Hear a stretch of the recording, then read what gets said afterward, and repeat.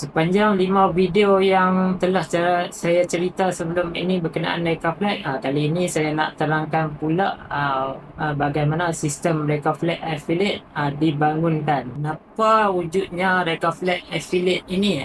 Ia adalah untuk orang ramai yang telah mengenali Reka Flag produk gel bidara ini serta memahami sistem untuk memperkenalkan kepada orang ramai apa yang Reka Flag tawarkan, serta dalam masa yang sama dapat berkongsi rezeki dengan orang ramai melalui perniagaan yang sah dan rasmi yang telah Reka Flag bangunkan. Bagaimana sistem Reka Flag Affiliate berfungsi? Okey, yang pertama, daftar sebagai affiliate melalui Reka Flag. Kemudian bila dah daftar, kami daftarkan, memang dah jadi Reka Flag affiliate. Kemudian dapat satu sistem yang untuk memperkenalkan Reka Flag Gel Bidara ini kepada pelanggan.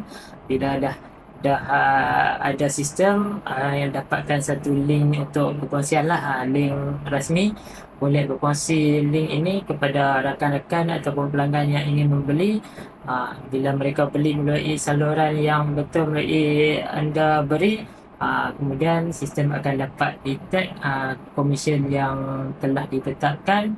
Daripada situ pihak syarikat akan tengok daripada sistem berapa komisen anda, dan pihak syarikat Reka Flag akan bayar mengikut komisen yang anda telah perkenalkan kepada pelanggan yang telah berjaya membuat pembelian melalui sistem affiliate Reka Flag yang rasmi. Apa yang sesuai menjadi affiliate Reka Flag ni?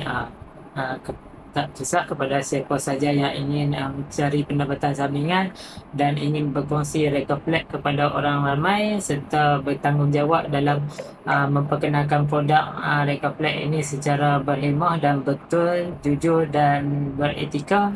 Anda bolehlah mendapatkan menjadi sebahagian daripada kami di Reka Flag Affiliate. Kami membina satu saluran yang untuk orang ramai memasarkan produk Reka Flag Gel Bidara. Produk yang pertama melalui perkongsian rezeki kepada yang berminat boleh mendapatkan Reka Flag ini, boleh dapatkan melalui Reka Flag Affiliate yang berdaftar, dan pihak syarikat kita Reka Flag berkongsi juga pendapatan kepada mereka inilah untuk orang yang berdaftar melalui affiliate, dan sama-sama kita membangun Reka Flag ini dan sama-sama berkongsi rezeki. Sekali terima kasih banyak-banyak kerana menonton kesemua siri 6 video pengenalan Reka Flag.